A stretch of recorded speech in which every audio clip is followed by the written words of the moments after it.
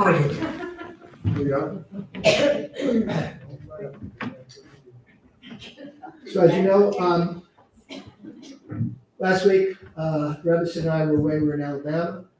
I just want to mention this quickly, we had the honor of meeting the mayor of Coleman, Arizona, Coleman, Alabama. I get confused. Got kids in one place, got kids in another place, they both start with A, what can I tell you? I'm still dealing with jet lag. 3 time zones and a time change, so that's my excuse. And he was nice enough to give us a little coin, a memorable coin. And as usual, when I meet local politicians, I ask to do a little bit of a blessing, which he was happy to have me do. And then I said, I'd also like to do the priestly blessing for you in Hebrew and English. He says, do Hebrew first. This is a town where no Jews, none. And it was just wonderful that we have that support. That even though you hear things on the news, and it makes it sound like doom and gloom, even though, as some of you know, we had an incident at Chapman College a few weeks ago where a former hostage was talking and masked intruders promoting a terrorist organization came in and interrupted it, okay? Those incidences, unfortunately, are not mainstream, even though they are reported and even though they gain attention. So I believe the support's out there. Now, having said that, also heard an interesting sermon this week that I'd kind of like to repeat and put our own bent on it. That was about faith. And it's very interesting because next week, after Saturday afternoon, this week, what portion are we reading? We're reading Vayera. That's the portion this week. And what happens at the end of Vayera? And this was mentioned. Okay, does anybody kind of? The Akedah? The Akedah, yes. Akedah is the Hebrew word for binding. Abraham went through 10 trials. This was the final trial of his faith. And it was so intense, and it was such an amazing display of faith that the rabbis decided to put it into our liturgy, our daily liturgy. This chapter, chapter 21 of Genesis, is read in traditional services every day. And I mean every day. God tells Abraham to take his son, his only son that he loves. Now he said, well, who is it, Ishmael? Or, he loved Ishmael, let's face it.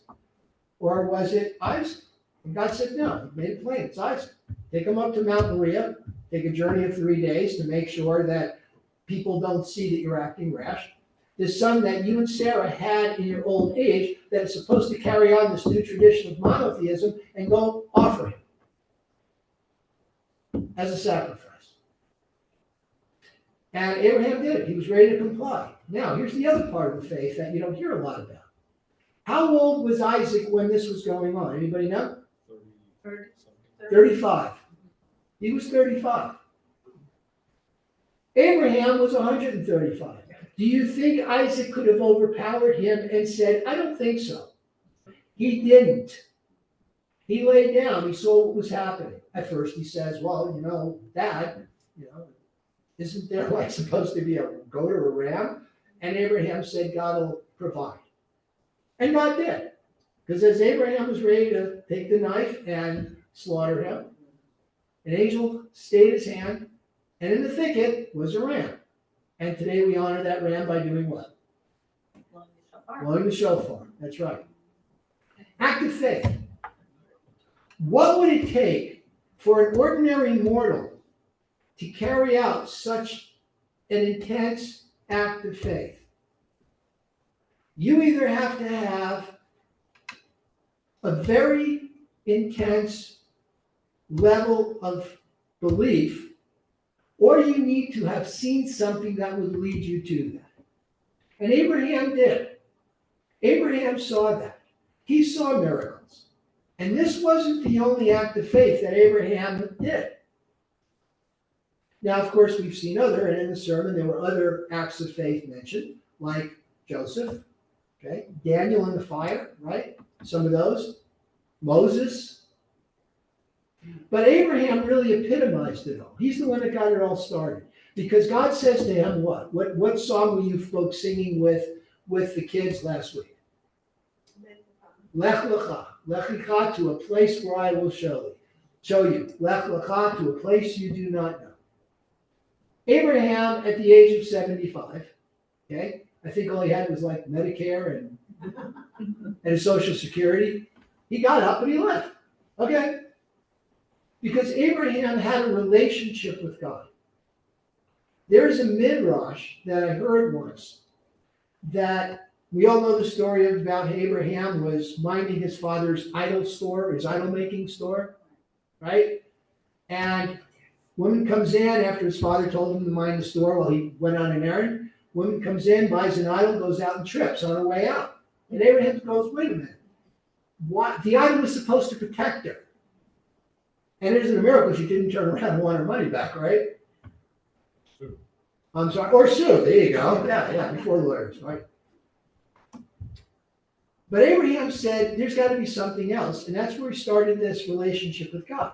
And this is why God picked him, because out of all those people in the ancient world that didn't have any conception of God, that thought that the gods were the wind, the sun, the moon, the ground, Abraham saw beyond that. He said, no, there is some being that is controlling all that, and thus we have our prayer, Ma'ariv Aravi.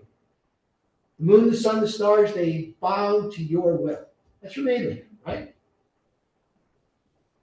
So, was it really an act of faith, or was it the relationship that he had with God? Jacob, Joseph, all the other people that were mentioned in this sermon, okay? Daniel, Joshua, David had a relationship with God. So while we don't want to discount the idea of faith, I would suggest to you that there's a little bit more to it. And that is the relationship with what's bigger than you, God, the master of the universe, our Father, our King. When you have that relationship, you have that faith. Same relationship you have with your parents.